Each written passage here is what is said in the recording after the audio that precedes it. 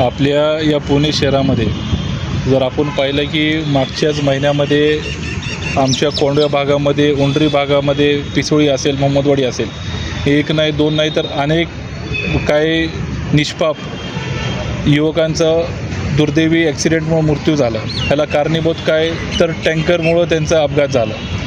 ह्याच्या विरोधामध्ये आज आम्ही आयुक्तांना, पुणे म्युन्सिपल कॉर्पोरेशनचे नवल किशोराम असतील, BJPचे महापौर असतील, ह्यांना भेटून एक निवेदन देऊन एक माफक अशी मागणी केली आहे की सदरील भागामध्ये लोकांकडनं ज्यावेळेस ते फ्लॅट खरेदी करतात तर लाखो रुपयाचा महसूल, करोडो रुपयाचा महसूल राज्य सरकारकडे जातो. तसेच प्रॉपर्टी टॅक्सच्या स्वरूपामध्ये हजारो लाखो रुपये हे रहिवासी लोक आम्ही स्वतः भरत आहोत करच्या माध्यमातून, प्रॉपर्टी टॅक्सच्या माध्यमातून. परंतु सदरील ठिकाणी सोसायटी, मोठमोठे टाउनशिप असतील, तिकडचे बिल्डर 1 वर्ष 2 वर्षाचे मेंटेनन्स म्हणून लाखो रुपये यांच्याकडनं घेत आहेत. म्हणून ह्यांच्या या रहिवासी लोकांना भुर्दंड जर बघितलं आर्थिक, तर कॉर्पोरेशनलाही पैसे भरतात, मेंटेनन्सलाही पैसे भरतात, तर ह्याला जबाबदार कोण?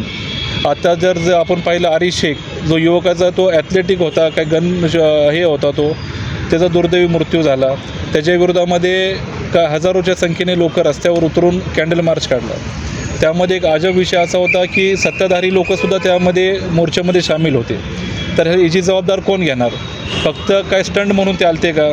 म्हणून आमची याद्वारे मागणी आहे, माफक मागणी आम्ही आयुक्तांना भेटून, महापौरांना भेटून केली आहे की ज्या सोसायटीकडे किंवा ज्या भागामध्ये पाणी नाही आहे त्या सोसायटीला कुठलाही स्वरूपाचा कर घेण्यात येऊ नये. आणि घेतलेले कर असतील, आता त्यांचं काही जणांचं म्हणणं आहे आम्ही 20% घेतो, 100% घेत नाही.